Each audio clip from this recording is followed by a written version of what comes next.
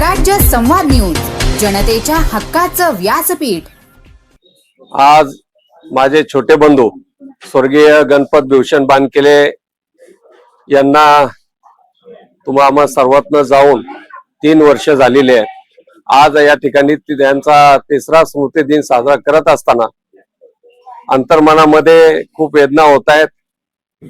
एक प्रचंड दुःख मागे ठेवून तो गेलेला आहे, परंतु तरी देखील ज्या आजारानं त्याचं आपल्यातनं लवकर जाणं झालं, तोच कॅन्सर सारखा आजार आज समाजामध्ये आपण पाहतो प्रचंड मोठ्या प्रमाणामध्ये फोफवत चाललेला आहे।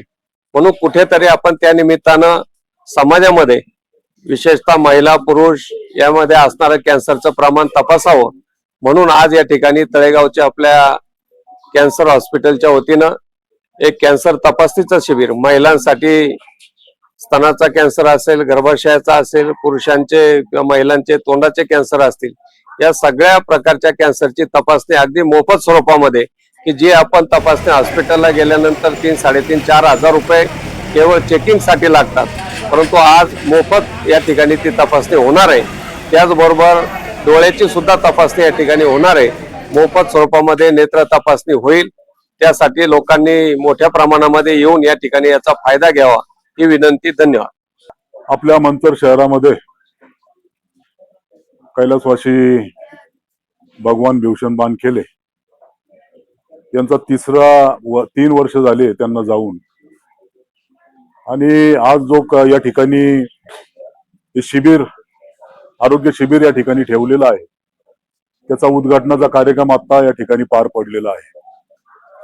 राजा भाऊंनी सांगितल्याप्रमाणे या दगदगीच्या जीवनामध्ये आपलं स्वतःवरचं लक्ष हे फार कमी झालेलं आहे, आणि एकदम आपण ज्या वेळेला दवाखान्यात जातो त्यावेळेला आपल्याला काहीतरी एक मोठ्या आजाराचं ज्या वेळेला सांगितलं जातं आणि मग माणसाला एकदम असा शॉक बसतो। खरं तर कर्करोगाची तपासणी या ठिकाणी होणार आहे, त्याचप्रमाणे डोळ्याची देखील तपासणी या ठिकाणी होणार आहे। असं हे आरोग्याचं शिबिर भगवानरावांच्या 3ऱ्या या स्मृती दिनानिमित्त या ठिकाणी आज आयोजित केलेलं आहे।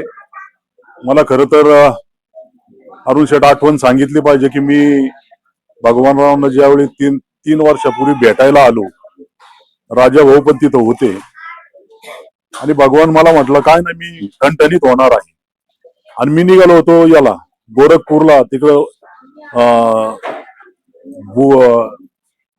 नेपाळला चाललो होतो, आमची नेपाळची।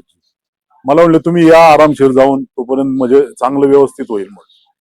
आणि मला ज्या वेळेला गोरखपूरला आलो आणि त्या वेळेला ही बातमी समजली, अतिशय त्यात म्हणजे एक वाईट घटना, वाईट ही बातमी समजल्यामुळं मी काही ती ट्रिप थोडीशी रद्द केली आणि या ठिकाणी दशक्रियेच्या वेळेला त्या ठिकाणी उपस्थित झालो। म्हणजे 3 वर्षापूर्वीची ही आठवण आहे।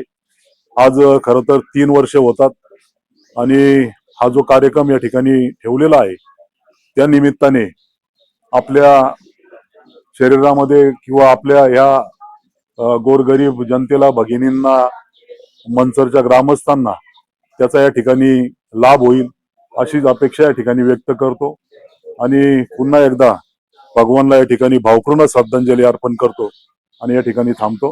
धन्यवाद।